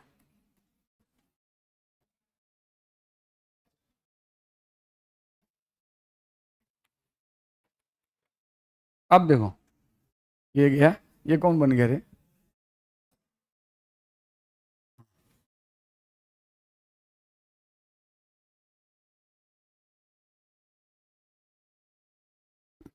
इसमें आप लोग मुझे बताइए ये वाला क्या कहलाता है, ट्यूनिका एक्सटर्ना, इसको हम क्या कहते हैं, ट्यूनिका एक्सटर्ना, और इसको क्या कहते हैं, ट्यूनिका मीडिया। तो ट्यूनिका मीडिया किसमें थिकर है, आर्टरी में या वेन में, यस, तो ये आपको लिखना है, ये पूछा भी जाता है, thicker tunica media, thicker tunica,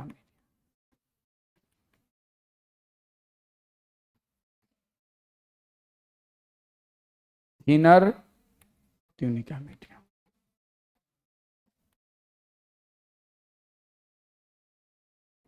और अंदर में जो लाइनिंग होता है वो क्या होता है? इंडोथेलियम। वो क्या होता है? इंडोथेलियम। तो ये क्या है? इंडोथेलियम। यहाँ भी है इंडोथेलियम। तो ये है इंडोथेलियम। अब आप मुझे बताइए, प्लीज लिसन, आप मुझे बताइए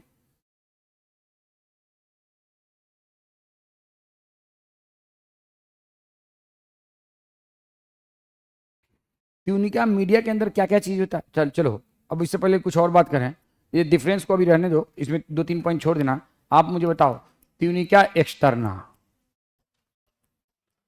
इसका दूसरा नाम है ट्यूनिका एडवेंटिसिया। मैं डायग्राम नहीं बना रहा हूं, मन नहीं कर रहा है, आप बना एडवेंटिसिया।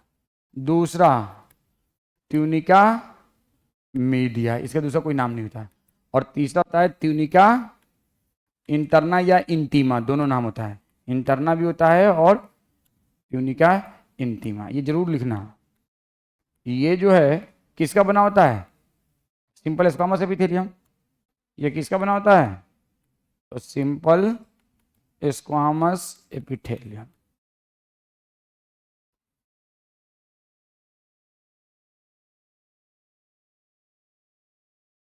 Simple squamous epithelium. Tunica externa या ट्यूनिका एडवेंटिसिया किसका बना होता है? किसका बना होता है बोलो, एनीवन? ट्यूनिका एक्सटर्ना या ट्यूनिका, तो देखो ये बना होता है सिरोसा का connective tissue, dense connective tissue का। कौन सा कनेक्टिव टिश्यू का? Dense connective tissue. और इस डेंस कनेक्टिव टिश्यू में जो फाइबर होगा वो होगा कोलाजेन फाइबर। कौन सा फाइबर? एंड आउटलाइंड बाय, बाहर से, इसमें बाहर से फिर होता है सिंपल स्क्वामस एपिथेलियम। तो outlined bye simple squamous epithelium.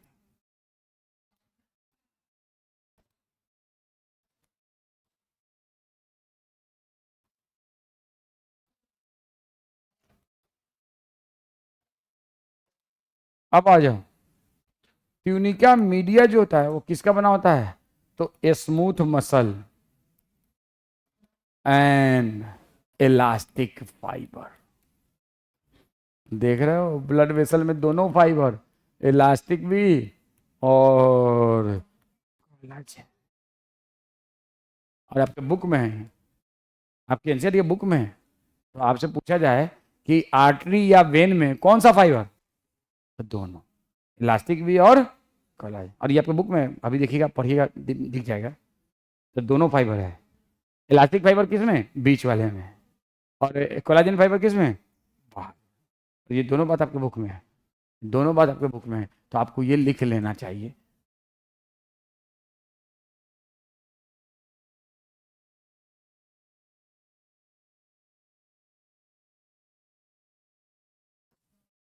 और देखो middle layer of smooth muscle and elastic fibre, tunica media, a middle layer of smooth muscle and elastic fiber, and tunica media smooth muscle, a middle layer, अबे इसकी तो ये a middle layer of smooth, ऐसे कौन सा tunica media। अब उसके आगे देखो, and an external layer of fibrous connective with collagen fiber। fibrous connective tissue किसको कहते हैं? dense connective tissue को दूसरा नाम क्या देते हैं? fibrous connective। other name of dense connective tissue is fibrous। लिख लो चाहो तो, other name of, locomotion movement में फेसिया किसका बना होता है? Fibrous connective tissue. Locomotion movement में पढ़ा था ना फेसिया, तो वो भी क्या है? Fibrous connective tissue. यहाँ भी fibrous, fibrous connective tissue other name of dense connective tissue, other name of fibrous connective tissue. आपसे नीट में क्वेश्चन है, विच स्ट्रक्चर है both collagen fibre and elastic fibre, और उसमें रहे हार्ट, उसमें रहे लिगामेंट, उसमें रहे ब्लड वेसल, ब्लड वेसल नहीं रहे, आर्टरी ऑब्लिक वेन, और उसमें रहे कैपिलरी। तो क्या होगा? Artery oblique when. इसी में होता है दोनों, कौन सा? Collagen and elastic. लिगामेंट में मेनली कौन सा फाइबर होता है? इलास्टिक। और टेंडन में कौन सा होता है? कोलाजन। और यहाँ पे दोनों। तो dense connective tissue.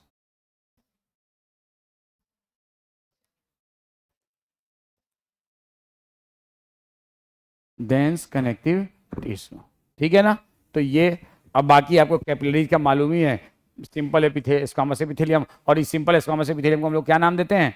इंडोथेलियम। This is about this. अब और क्या डिफरेंस है आर्टिवेंट में? जल्दी जल्दी बोलो। ये लिख लिया? जल्दी लिख लो। ये जरूर ध्यान रखना कि ब्लड वेसल एक ऐसा स्ट्रक्चर है जिसके आउटर लेयर में अलग फाइबर, बीच वाले लेयर में अलग फाइबर। आउटर लेयर में कौन सा फाइबर? कोलाजन। और बीच वाले में कौन सा?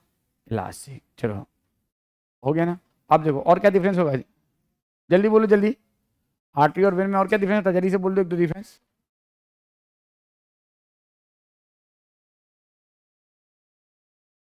हम लोग, अच्छा ये बताओ, तुम लोग सब में ब्लड प्रेशर जानते हो, डॉक्टर के पास तो मेजर करता है। तो blood pressure measured on arterial system और venous system? Arterial system. Blood pressure measured on arterial system. खून जब आप लोग डायलिसिस के लिए निकालते हो तो कहाँ से निकालते हो? आर्टरी से कि वेन से? अब भेजते किस में हो? तो आर्टेरियल सिस्टम में high blood pressure, venous system में लो ब्लड प्रेशर। एक डिफरेंस ये भी लिख लो। आर्टेरियल सिस्टम, रुक जाओ लिख लेना, अभी पहले मैं लिख दूँ, काम खत्म करूँ। High blood pressure,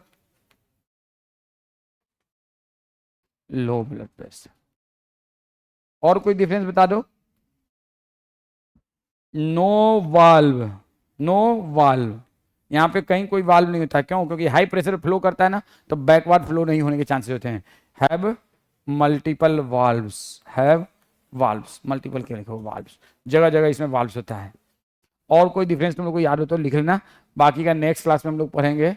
coronary circulation और पोर्टल वेन, ठीक है ना। तो ये आप लोग डायग्राम देखो, मैंने बनाया नहीं है, हालांकि बनाना चाहिए था, लेकिन चलो तुम लोग खुद बना लेना। ये दोनों डायग्राम देख के जरूर जाके घर पे बना लेना, ठीक है ना। और कैपिलरी सिर्फ किसका बना होता है?